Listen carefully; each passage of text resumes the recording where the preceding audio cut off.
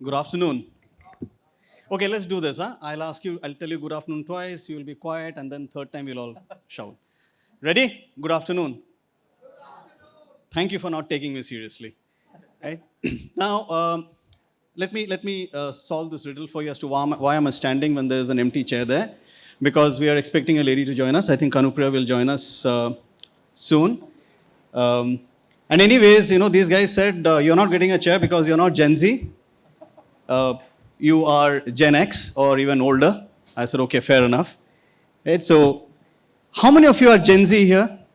Okay, Gen Z is, okay. Gen Z is, what is Gen Z? The year range?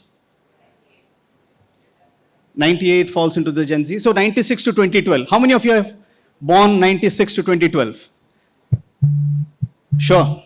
Okay, please join here. Come on to this table. Or you stay there. I think good. Would you please come over to this table, please? Yes. Anyone else? Please come over. Please come over, ma'am. And join that table. Don't get scared. No exams. Okay, anyone else? No? You are? Please join in. So we now have a true Gen Z panel out there. Ladies and gentlemen, a big round of applause for these folks here.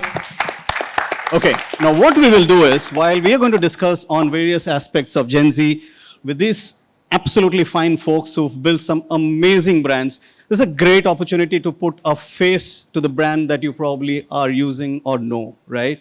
And I'm sure a lot of you will be knowing a lot of these brands which are being represented on stage today here.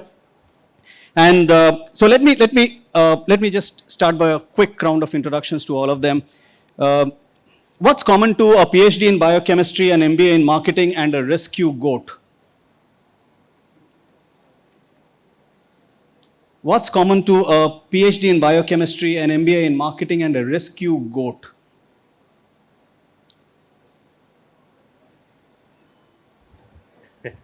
Hi everyone, this is Abhinav Sinha. I represent and co-found a brand called GoodDo, which is a vegan eatery, and GoodDo, which is a plant-based meat company. And yes, our outlet GoodDo is named after a goat we rescued from a meat shop, who our teammates gave him a name GoodDo, and which is a term of endearment, of course, and we named the entire brand after him. So, and the other things I'm guilty of as well. Thanks.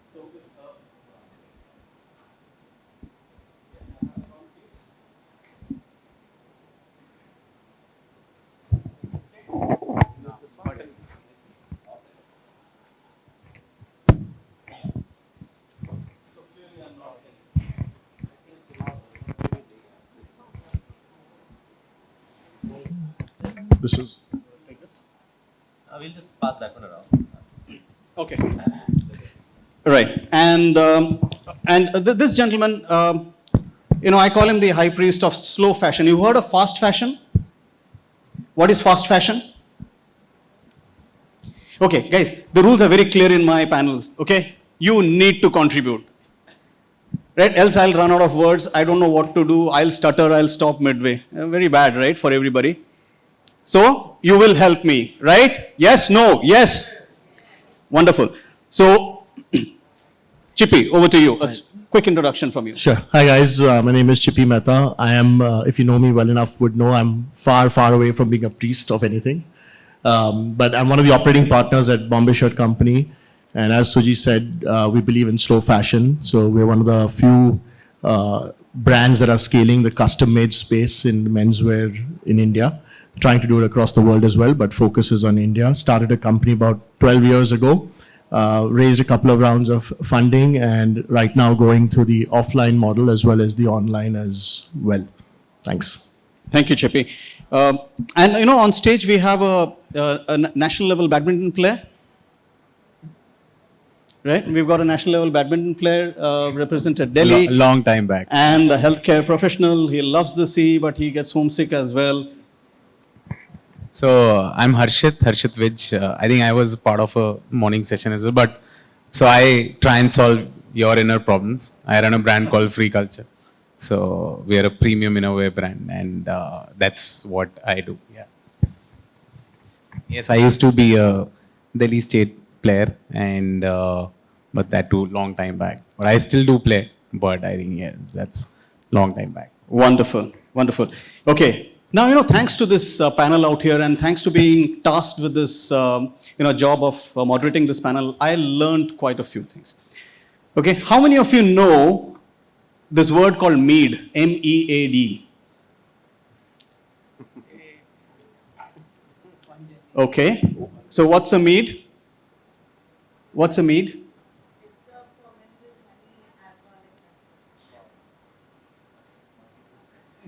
I mean, there's one very happy soul out here. Nitin, your introduction, please. So, hi, my name is Nitin. I'm one of the co-founders of the brand Moonshine Meadery. We ferment honey and turn that into alcohol, sort of an ancient drink. So, think of Madhira, Madhu, Madhushala, Devdas. That's what he got really high on. So, yeah, that's what we do. Excellent. Now, this is one of the this is India's first food brand which has been recognized as a clean label, right, by a Clean Label Project US.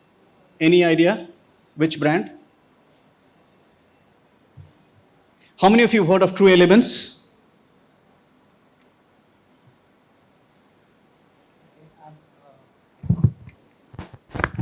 I'm happy that only 4 people know here. So that means there's a full set of customers waiting to be probably acquired. My name is Puru Gupta. I am a co-founder of True Elements. We are a foods brand, essentially into breakfast and snacks. And yeah, I think I come between where Harshit and meat stops. So we sort of fit into the, and obviously where Chippy sort of covers as well. So, hi.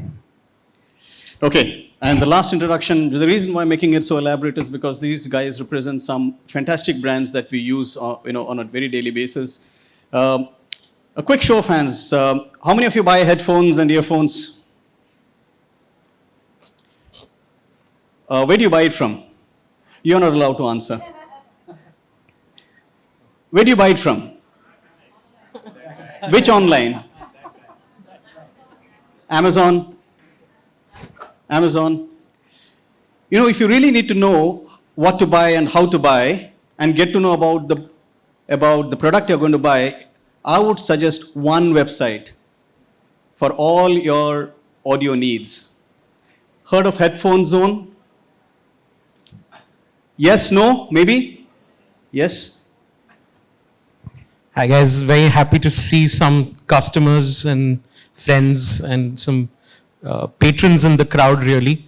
I run a company called Headphone Zone. We sell expensive headphones on the internet. It's the easiest way to describe what we do. I'm very happy to be a part of this panel discussion. We started off as offline retailers and now we sell everything direct to consumer on the internet. Thank you. Please give a round of applause to these fantastic people out here. Now, the reason why I'm asking you to give a round of applause is because this is the only time we're going to be nice to them, right? We're going to grill them and get some of our answers. And unlike other panels, you will have the freedom to ask questions in the middle of a discussion as well. But keep them pointed and let it be a question, not a statement. All good? Excellent. Now, I want to ask this table, which we hastily put together as the table of Gen Zs. How many of you have heard of all the 6 brands? All the 6 brands. 5 brands? 4 brands? 3 brands?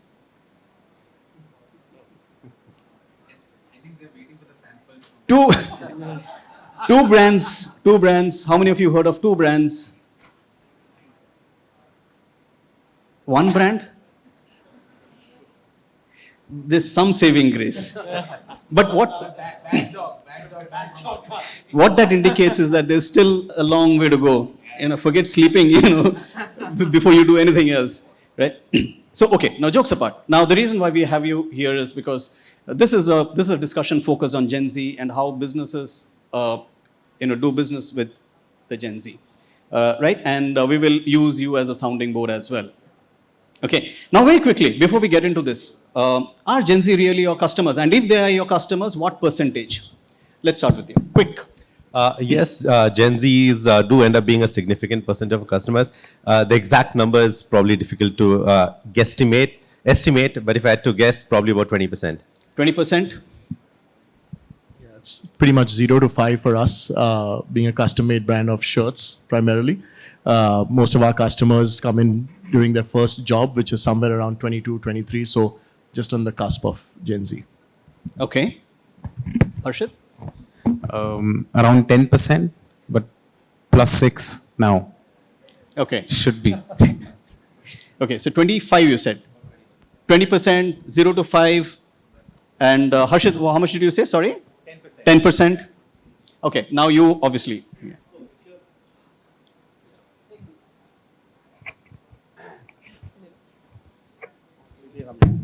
Yeah.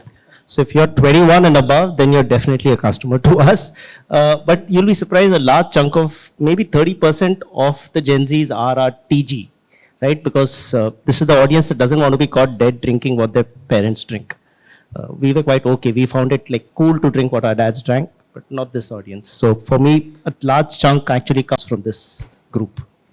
Large would be. As of today, it's about 30, 35, but it's growing with every new generation that enters or every year, we have a new set of Right. people that we can actually cater to, because we are trying to literally get into that space where you move from drinking colas and sodas to beers, and nobody out here who would have had beer for the first time liked beer. So for us, it's that transition that really works well. So. Sure. Puru. So I think Gen Z was a very high set of influencers, not much 2 years back, but I think in last 1.5 years, they're beginning to be big set of opportunity for us. And how So, much in percentage terms? Right now, our percentage salience would be 5 to single digits, 5 to 10%. But I think, and what they have forced us is to also reinvent our portfolio in order to meet what they really need. I think that's the change. Okay. Raghav? So for us, Gen Z is what we call our emerging customers. Nearly 40 to 45% of our customers currently would fall under the Gen Z category, but they contribute to a very small percentage of our revenue. So I'd probably guess it's about less than 10% of our revenue. Okay. Now, staying with you, Raghav, we talk about Gen Z, we talk about all the generations, and people typically don't even agree on the age slot, right? Having said this, what's so unique about Gen Z? Why do they have to be looked upon so seriously and so differently? So I'm going to talk about it from a perspective of a company that sells expensive headphones. You have to consider that when we sell expensive headphones, for you to be able to afford even a 50,000 rupee or a 1 lakh rupee headphone, the chances are that you're definitely not going to do that in your teens or your 20s. So our core customer is a lot older, right? I mean, it's ideally someone who's suited, booted, going to a retailer's conference. That's your ideal customer. But a Gen Z is somebody who's consuming content, consuming knowledge, and they're digital natives. So the channel with which that they're consuming this is a very different concept. They're buying things online first, experiencing things online first, and having to share about it online first. So when you consider that they're digital natives, the way that you think about selling products to them and at the same time giving them customer delight shifts from what we traditionally think on a daily basis as offline experiences to being digital first experiences. So at least that's the way that I think that Gen Zs are completely different from the way other customers display regular buying behavior, in the fact that it has to be digital first in the way that you approach them. Now, if I come to you, Chippy, because you indicated that yours is again the similar single-digit contribution from the Gen Z, do you look at Gen Z differently? So honestly, for us in the, I think just across industry, but specifically apparel space, the way we see it is Gen Z is just a term that everybody's using to, bucket a certain kind of change in trend, if you want to call it. I consider it, everybody talks about disruption and how industries are, getting disrupted through technology and through Gen Z to a certain extent. I just considered it an evolution. I think as customers are evolving as competition increases, as awareness is increasing. Gen Z, obviously, as we know, is a lot more informed, a lot more informed compared to, let's say, their fathers and fathers, based on all the Google searches, etc., social media. So the way I see it is that with all this awareness, there's a build-up in competition, there's a build-up in what a consumer wants, and the industry across, not just apparel, across is just evolving based on that. So based on technology, based on Gen Z, we're listening to our customers a lot more. If you think about it from the 60s and 70s and 80s industrial revolution, it was industry that shaped consumer behavior. And I think with Gen Z, with technology that's coming into the sphere now, I think consumer behavior is shaping industry, right? So everything, all of us today sitting over here and brands across the country, we are constantly, pivoting into understanding the customer better. And as our Gen Z customer, in our case, of course, Gen Z is not a large customer, but I think for a lot of panel members over here, Gen Z is a fairly important customer. So it's constantly catering to that change. I think that's what's happening. So what you're saying, Chippy, is that if you want to know as to how your brand is doing, you need to hear from the customers. And the segment that's more likely to give you a feedback is Gen Z? So unfortunately, again, in our case, we don't get a lot of feedback from Gen Z because, again, unless you consider the 21 to 25-year-old customer who's going in for their first job and wants a custom-made shirt or a custom-made pant, right? So, so unfortunately, we don't have that kind of feedback. But yes, you're absolutely right in the fact that whether it is Gen Z or whoever it is, you just have to listen to the consumer 24 hours a day. Would you go in for a custom-made shirt or a ready-made branded shirt?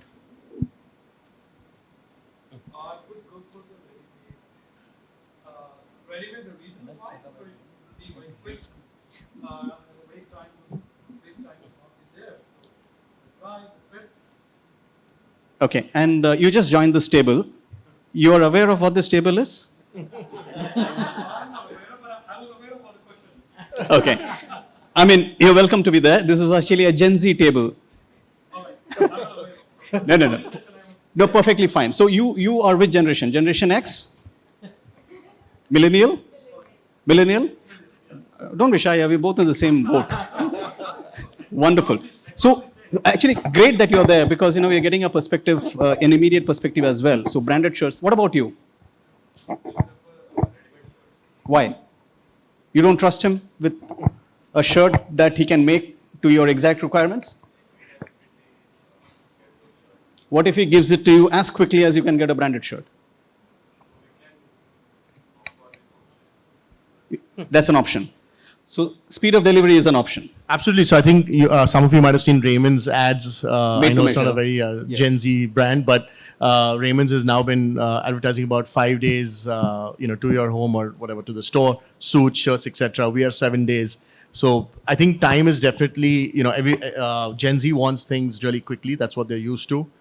Information on the fingertips, everything on your fingertips, right? But if you think about it, even the online space, Amazons and Flipkarts doing thousands and thousands of crores of business. Not everything necessarily comes to you right away. So I think there's different sets of consumers wanting different things for different reasons. So a Gen Z consumer, yes, is used to getting things a lot faster. And we are working on that. We would like to be one of the fastest manufacturers in the world where we could try and deliver a custom-made shirt to your measurements, to your specs within 72 hours. That's our vision. And typically it's the first shirt which could be a problem, right? Henceforth, if I do a repeat order, possibly... Unfortunately, the process is still the same. So yes, you don't need to necessarily come into the store given your measurements, but you still need to place that order and we still need to make it from fresh because we are a zero inventory model as well. So okay, wonderful, wonderful. Abhinav, what's your perspective in terms of, why should this generation be, so closely looked at and so carefully looked at? Sure. Before I answer that, something that was touched upon, and this is more for us people who are running businesses, where we are looking at labels, right? And Gen Z is a label. And the Americans are great at creating those labels, right? And we started this discussion with the table starting with 1992 bonds. But the attribute we talked about are digital natives, right? In the Indian context, digital native, digital India probably started around 2008, 9, 10, in that ballpark, right? So we have to push the whole gamut by about another 8, 9 years rather than 92. calling it in essence from around 2000. So when you're about 7, 8 years old, you have only seen, digital India and digital thing. See, all of us are creating businesses for the future, right? India is a young country with an average age of 27, 28 years. And, 50% of Indian population is under 35. So it's just a thing of numbers. And the new generation, the young generation is extremely vocal, right? So even if they may not consume, like someone said, they 45% of their customers, but 10% of the revenue. But over time, as they grow and evolve into major consumers and major decision makers for households of their own, they're going to be very, very, very important. So, and their tastes are going to evolve, and we can help them evolve that taste in the direction that we want to go, and of course change our direction or course correct to include their visions as well in the products and services that we offer. Sure. And I think Abhinav kind of came to a very, very important point, and that's in terms of the maturity level, the digital maturity level, and the dissonance there.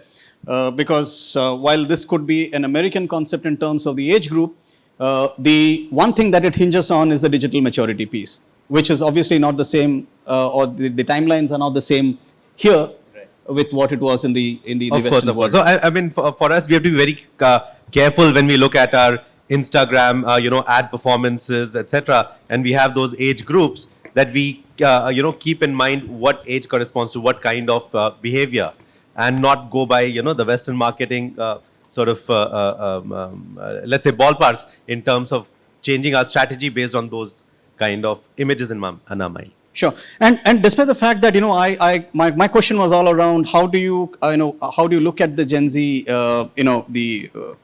group, but then the group is so large that there are massive differences within each other, right? I mean, I've got a son who was born in 2004, a daughter who was born in 2008. I see a generation gap between both of them, right? I thought generation gap was between me and my dad, but now I see it between my two kids. Now, with this kind of a dissonance, right? And am I right in assuming that there is this dissonance, Harshit? Because that makes it extremely difficult for a marketer and a brand owner to cater to. So I'll just give you an example for that. So I think I was talking about it in the morning session as well. So when we do talk to our consumers, like they're very clear, new audience, new consumers, they want to try newer brands. And they do not want to try what their fathers were wearing, consuming, blah, blah, blah. And I think it refers to all of us and any of the new brands or so. So that answers probably your question, what you're saying. You're absolutely right. There was a time when a decade was a generation gap. Now I think it's between 3 to 5 years. Right. Right? Like the generation changes every 3 to 5 years. And yeah, I mean, that's how the newer audience, especially Gen Z, Gen Y as well. I mean, they are absolutely willing to they're absolutely willing to try new spaces out there. Any category, any industry, irrespective. So this brings me to the question to both Nitin and Puru, both of you, is that while this is a large group and there is dissonance, there must be something common. And forget about them being digitally native. That's done and dusted. Apart from that, is there anything common that helps you target this segment in a much more scientific manner? In our category, what we've noticed we weren't as conscious about our health. I mean, we make an alcoholic product and drinking alcohol is injurious to health. So let me start with that. But within that space, we've noticed that people are more conscious of what they're putting in. Right? So if you tell somebody that this has got artificial color and flavor, you will see the current generation being a little more aware. That's largely because, to the point Abhinav just said, right? They're more digitally aware. There's a lot of data that is already available. And they are aware that this is going to hurt us a lot more. They know what it's going to do, and they're therefore making choices, which at times takes, a lot more out of pocket happens in the process, but they're happy to do that. Right? And which is why you'll notice our people who we look up to, like people like Bira, are now actually trying to put out light products. Everybody is conscious. India is a strong beer drinking nation, but over time you're going to start seeing people prioritizing health. And therefore, within Moonshine, we ensure that everything, there's no flavor. We go down to a mandi, we pick up the fruits. Our honey is 100% clean. We talk about the ingredients. There was a time people would talk about attributes and, what's the occasion you drink in. We don't talk about the occasion. We talk about what's going into it. Very similar to what he's doing, right? The whole True Element story. We tell them that look at this. There are a bunch of people sitting and chopping the fruit and putting it in. They care about these things a lot more. And which is why even the new product line you're putting out is actually even lower in calories. Whereas everybody says India is a strong beer market. No, over time, you're going to see this generation telling people that get more serious about what you take in. They're buying more premium product, premiumization is happening, and they're willing to pay that extra amount, which is something that we've seen across the board. It started around the millennial generation, but it's getting louder with every passing year. Sure. Puru, your thoughts on this? Okay, so first of all, sorry guys, I mean, please don't mind for judging you, but yeah, that's the common pattern that we've observed. I think the fundamental thing we have seen, and there's also a trend, it's not just Gen Z, but also the Gen X and millennials who now want to be Gen Z, so it's like the kind of content they consume, the platform of content they consume, where they consume, that also has shifted. The kind of communication we have had to do is very different. So case in point, let's say social media, earlier Instagram posts were important, now reels are being consumed. So, people want more reels. You see Gen Z sort of right now also most of them would be doing, just sort of stroll around reels and look at it, YouTube shorts. Even in that, less of, while what Nitin said is one aspect, but it's also less of information, more of entertainment. So it's more of right brain content than left brain. A lot of them want to consume. And third is very low attention spans. So very, very fickle. If you expect them to absorb whatever happens today, they are probably not a Gen Z.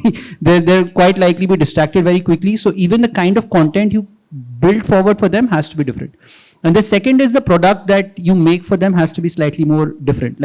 So earlier we also used to talk about, so there are need states we use internally. So there is a need state internally which is healthy eating, right? I tell you that this does not have carb, this does not have added sugar, this is whole grain. But they are more of a healthy indulgence one. That, okay, you can probably put this over ice cream. You can probably have it with, Shrikhand. That becomes slightly different in terms of the kind of stuff you make. And that changes our way to sort of go and market to the consumer set completely. And Puru, staying with you, while there are commonalities and while there are dissonances, do you see a region-wise, in a country like India, do you see a region-wise, distinction between the Gen Zs for a brand like yours?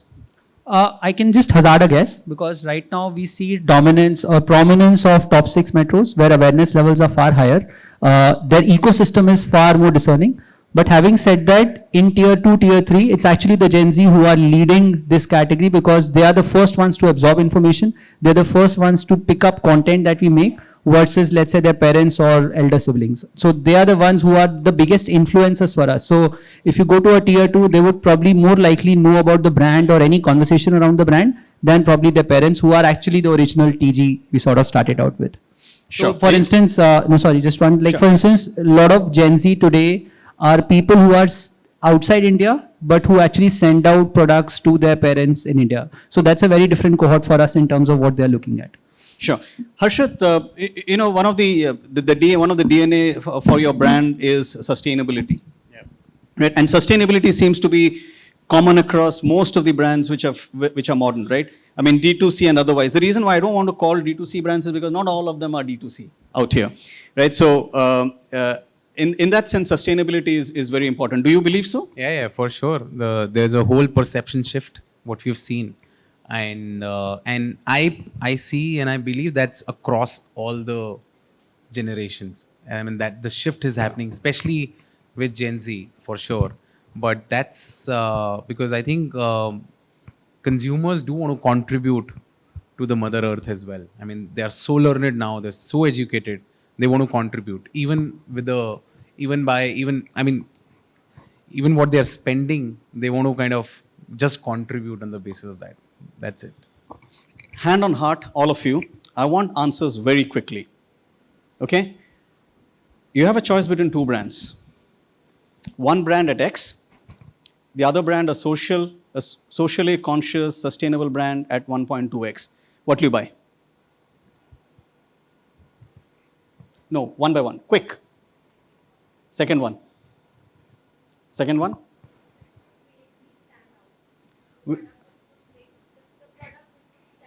So sustainability, being conscious is not a factor for you.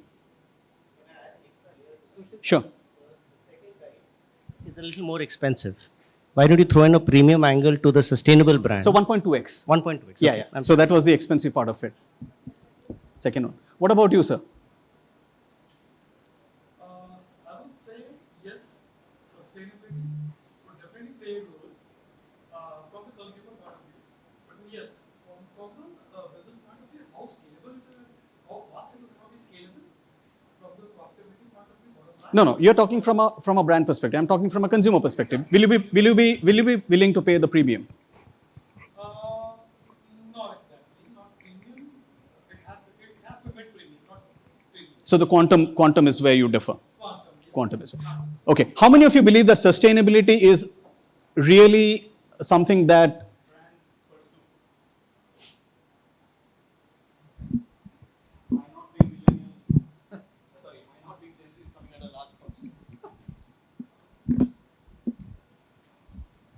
Okay, a quick show of hands. How many of you believe that sustainability is not really a parameter that a brand is following seriously? It's just another gimmick. You can be fearless. No one's going to tell you anything. Okay, so a large portion of you still believe that sustainability is something that's interwoven and part of the DNA, right? But at the same time, if that is so, the brands need to also tell that story to the consumers, right? Now, in the context of Gen Z, how do you tell these stories? Are these stories important? Do you want to know whether brands are sustainable or not? I can't hear you. Yes. It's a resounding yes on my second prod. So you need to tell the story. So how do you, very, very quickly, again, I'll go a little sequentially here. Raghav, starting with you, how do you tell the story? So I think one of the things I'm going to start off by saying is I think there's a difference between young people and Gen Z. There's a particular generation that decided in 1966 that they're going to go and watch Woodstock and do an absolute rampage, and they were the Gen Zs of the 1960s. And the same in the 70s, the 80s, the 90s. Young people will always be rebels. Young people will always like to break status quo, and they will always like to change the norms. And young people are always looking to stand out, consume something new, change the trends, do things differently. What's different between young people throughout history and Gen Z is the fact that they're doing things differently on the internet, driven by the change that we're seeing in the world around us. So I think all of us as brands know the potential, know what to do when it comes to young people. The question is, how are we doing things differently for the young people of this generation that we call Gen Z?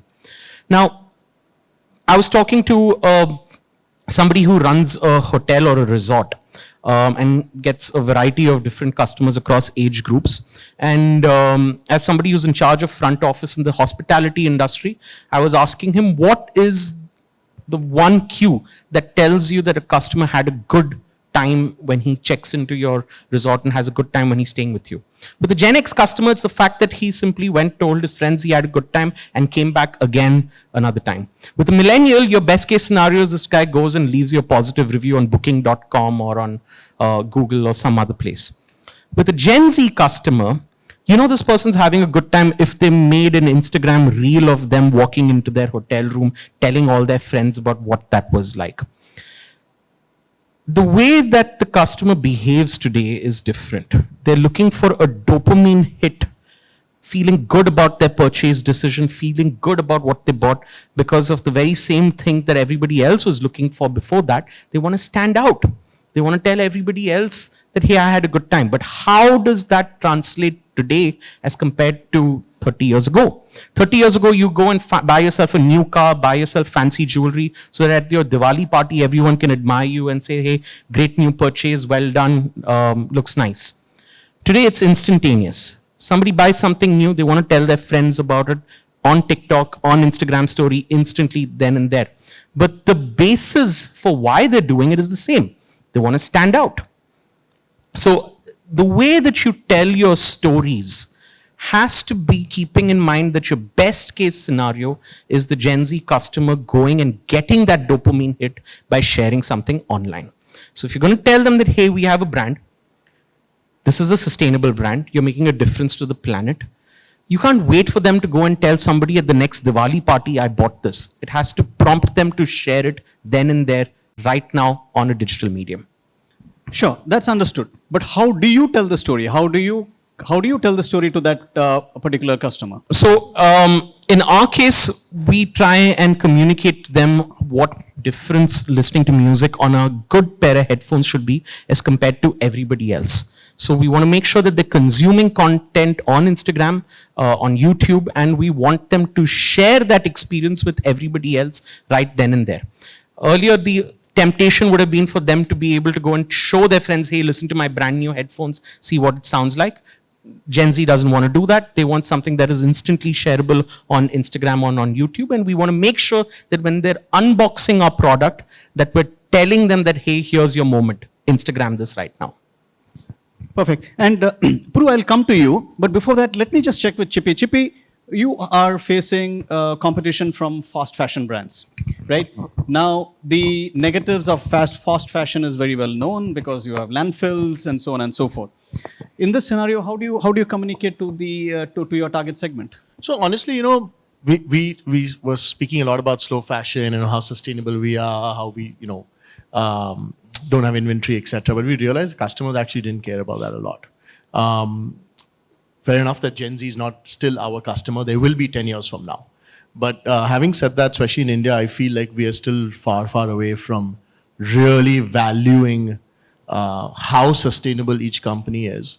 But what my learning has been at least, is that being sustainable or practicing sustainable practices, you know, whether it was in the supply chain, whether it's on the front end, way of manufacturing, that's just the way the world is moving. I think it's irrelevant with the industry. It's irrelevant to which generation you're catering to. It's just the right way to do things. And I think that's how every single brand is evolving. I don't think it's just because of Gen Z. I just think it's the right way of, you know, moving forward, right? Based on the way we have consumed over the last 20, 30, 40 years. Sure. So I think that's what we have seen. Having said that, I think 10 years down the road, I don't see brands shouting from the rooftop saying, hey, by the way, we're following these true practices or this kind of, sustainable way of, doing things. I think it's going to become a non-issue. I think everybody just has to, imbibe it to a certain extent. Some brands will, imbibe it a lot more. Some will do a lot less. But it's not, I don't know how much of a topic it's going to be 10 years down the road. And as Gen Z from, let's say, today being 10 to 25 years old, become 25 to 35 years old, I think as they start consuming a lot of other brands, it's just something that they would take by default. That, okay, hey, listen, this brand, yes, it does. They do have some form of, equitable practices in terms of manufacturing, etc. But beyond that, now I care about the product, the brand, the marketing, the message. So what I'm hearing is that irrespective of whether Gen Z or not, being sustainable is non-negotiable, right? Now, a quick show of hands here. How many of you, if I told you that, every pint of mead that you drink from Moonshine Meadery, has a positive impact on beekeeping, pollination, and agriculture, how many of you will believe me? How many of you will believe that every pint of mead you consume at his meadery has a positive effect on pollination, beekeeping, and agriculture? That's it? We have a lot of work to do. Please. So yeah, the tagline that we started off with is drink better, not bitter. But I think we are now slowly switching to saving the bees 1 pint at a time. So for every pint you consume of moonshine, you're actually helping about 250,000 flowers get pollinated. And what we do internally is that we've rejigged the business. So we've been more consciously trying to change stuff. We've been doing it for a while. I think now we've started to scream it out. For us, it was initially creating great flavorful beverages, but now we've gone into sort of just helping consumption of honey happen at a much faster pace. In India, we are the 4th or 5th largest producer of honey, and our per capita consumption is 30 grams, whereas the global average is 700. And we have a large way to go. We have a sweet tooth. So for us, what we've realized is if we don't find a way to consume honey fast enough, beekeepers every year are exiting the market. You have farmers right now sitting with toothbrushes and paintbrushes cross-pollinating, right? Because there aren't no bees and climate change isn't helping. So for us, in a way, we have suddenly pivoted from just doing meads to actually starting an entirely new business called Moonshine Honey Project. We do bee advocacy. We have where we only we're talking to school children. So there's no alcohol at all involved. And we're trying to get them to be consciously aware of bees and of beekeeping in a big way. And all of that is largely translating finally to honey sales. So now a lot of restaurants like Sidecar, Indian Accent, all these big brands are now starting to pick up honey from us. And we are beekeepers ourselves. We own our own boxes as well. So all of this is now becoming just a quick way to consume honey. So for example, if 24 people in this room decide to drink a pint of mead each, you've just helped consume about 1.5 kilos of honey, and which otherwise would have taken about 1.5 years in your homes to consume. And right, we need to consume more honey because it's not like it's better for health. It's just that sugar and jaggery is great. I mean, finally your body sees it as sugar. But to grow sugar, to get sugar and jaggery, you're trying to grow sugarcane. And for sugarcane, you need water, you need soil. There's no flowering that happens. All of which you can avoid. You can just consume what's naturally coming your way. So for us, this is a little change we do. In fact, one little anecdote in our case was we sell in Dubai, and one of the guys was very upset that our boxes look very boring. They're all brown in color and everybody else is colorful. And these are large warehouse shops. And he said, can you make your boxes more interesting because your labels are interesting? We said, but this box is going to disintegrate if you keep it out. Those won't. So he said, say that on your box. So now our boxes read, this box is boring because, and there's a whole reason for that. So we're consciously making shifts. Our plastic labels are still plastic, which is what we want to shift to paper labels now. But that's something that we are doing it more because we want to do it. We're still doing a terrible job of talking about it. But I think at some point in time, once we are more confident of how much impact we're building, we will start talking a lot more. Wonderful. Does that sound impressive? Right? Thank you. This is the first recorded instance of me getting a round of applause without asking for it. Puru, everything is not hunky-dory. There are rumbler strips when it comes to catering to this generation. Care to share a few? So I'm glad you're asking a contrary question because I think our learning has been that you love a brand doesn't necessarily mean you buy the brand. No, so if you try and, so as she said, right, that there is a social currency involved. I need to stand out. This generation, larger generation, or young, as Raghav said, young generation talks about clean because it makes them stand out. If everybody started talking clean, probably they'll start talking unclean, right? So there is a social currency involved, which is why people tend to talk about it. Now, as Nitin said, we do clean stuff because we believe in it. We don't do it because it sells more, because our learning has been clean necessarily does not mean it will sell more. And clean might be a slight nudge. It might be a reason to buy, but as Sir said, it has to be within that framework. And for this generation, today it might be clean. Tomorrow it might be just because Virat Kohli wears it, I'll take it. It could be just that fickleness every day. So our learning has been be very sharp on what is the need state of that customer and talk about that. Like for instance, in case in point for us, we used to use a line called food that does not lie. A year back, food that does not lie, we are true. Okay, great, people talked about it, we know it, but did they buy? They did not. So right now what we talk is food that keeps you full.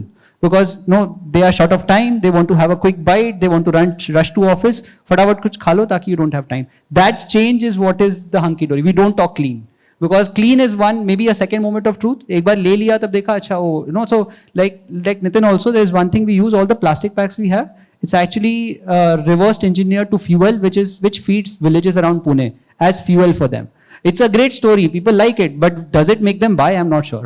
So that's the difference I think that has come to us. Perfect. And it's also about the impact that you as a brand make. Yeah. You can't rely on one particular aspect and keep drumming it through the rest of your the brand's life. Yeah. You need to keep evolving as well. Yeah. Harshit, what are the problem areas for you? Like for again on the when you're selling to Gen Z, what keeps you awake at night? I think the price point. Simple. They don't want to shed more money. Is he right? I mean, is he keeping himself awake unnecessarily? Is price point something that you're going to take him to the, cleaner zone? No? But I think they're not saying it, but yes. Yeah, he's slowly like, maybe. I think so. Look, India itself is a price conscious market, right? Imagine, let's say, I don't know. I mean, since these guys are on, these are the spotlight today. So I don't know what would be their earning or something. Whether they would be earning also or not. How much they would be earning. But for them, actually, the price is very important. Correct. So we make products from this, like everything is same as Calvin Klein, right? Everything. But Calvin Klein sells it for about, let's say, single underwear for about 1,500. That's the starting range, 1,400 or so. We do it at 430, right? But still, the point is this generation, they want, I mean, that's like everyone wants the best at the best pricing. But the other generations, let's say, higher than them, they want best, but they are kind of conscious enough and they can pay a premium amount as well because they earn better than them. Correct. As of now, right? Yeah. In their age group. Yeah, and moreover, what makes it difficult is because this particular group is not really a composite group, right? You have consumers and you have customers, right? Yeah. Consumers need not pay for it, but they consume it, and customers have to pay for it. So I think the Gen Z per se will be having a mix, and that what kind of cures the pitch a bit for brands like And yours. also, I always see and say that there's a slight difference between a consumer and a customer as well. Customer, I mean, when you, let's say, if XYZ brand will give you a better deal, the customer will shift. The consumer will not shift. Like, Right. consumer is actually the person who consumes your brand, and if he or she likes it, then they kind of tend to at least 3 to 5 years, they want to follow that brand for sure. Sure. Now a quick rapid fire for all of you. Which social media, according to you, is the most important for Gen Z? Quick. Instagram. Yep, that's same for us. Instagram, but I think Pinterest is kind of Instagram, exploding. Pinterest. Instagram. To market Instagram, to aspire Snapchat. YouTube. What's your favorite social media channel? YouTube. Instagram. Yeah.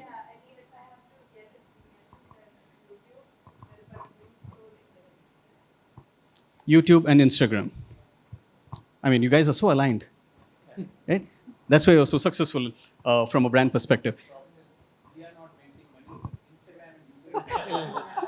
Which actually gets me to the next question. Yeah, please. Basically, from a brand perspective, now Instagram, the Indian brands will get more power. I think from yesterday, Instagram has started Indian shopping. Shopping feature has been started for few Instagram, for few Indian brands. So only for 3 days. Yeah. Sure. Yesterday was a mail, so True. they view shop. So earlier it was not there in Instagram. So since yesterday it has started. So more power to the Indian brand as well. Sure. So they stopped it and then. Correct. Yeah.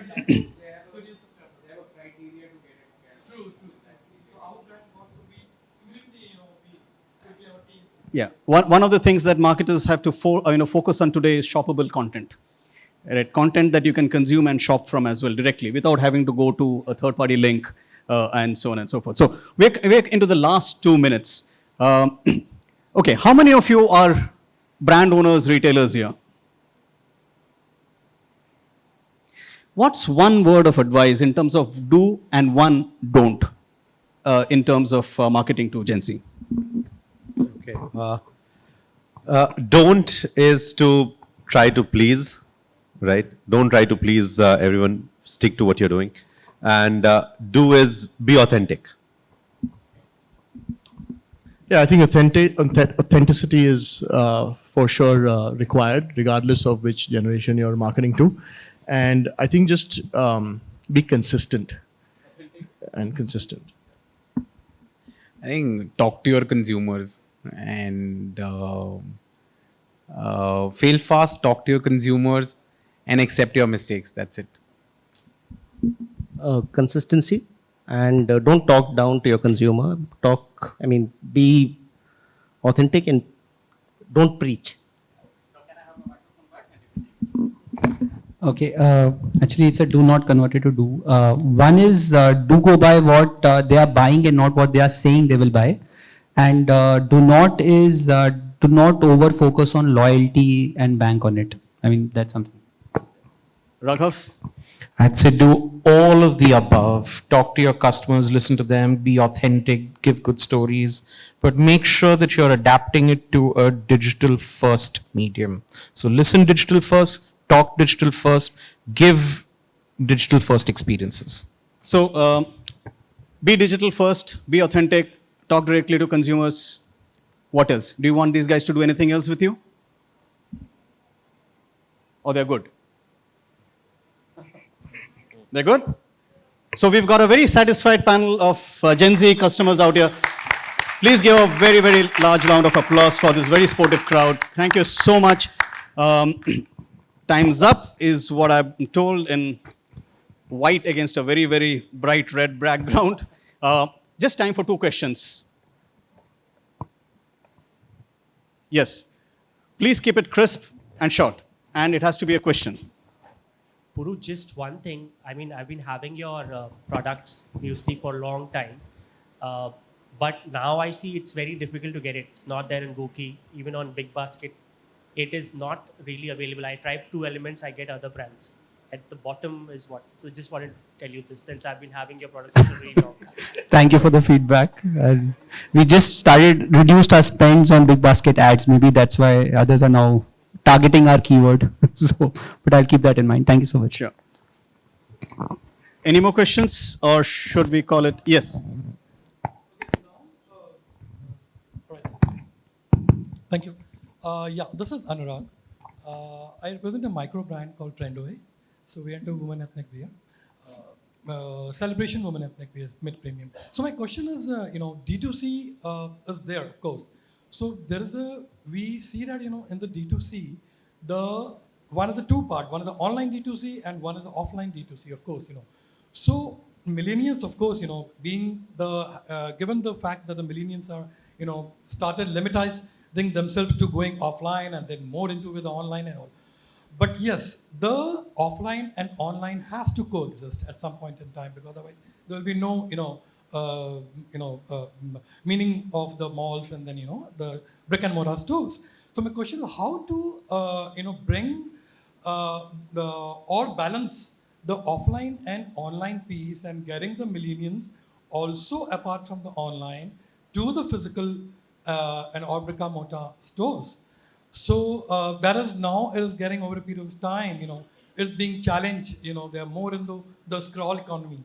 So scroll economy is a good thing, but then it has to coexist some point in time, as I said, So how to balance it? So my question is, Sir, that question alone is content for a 2-day workshop. I'm sure everyone will agree with me on that. So what I suggest is these folks they are available here. Yeah. So we'll take it offline. Because it's a detailed explanation in itself. I will take one last question. Thank you. Okay. Okay, so there are 2 questions. Hi, my question is to all the panel. You guys are focusing on Gen Z products. So how important it is for you to get into the meta world as well as adopting the generative AI? Can I have an introduction, please? Yeah, myself Shrina K. I am currently working as an independent consultant on tech. Yes. Okay. Anyone wants to take it? And how soon are you planning to adopt it? So 2 questions. Meta.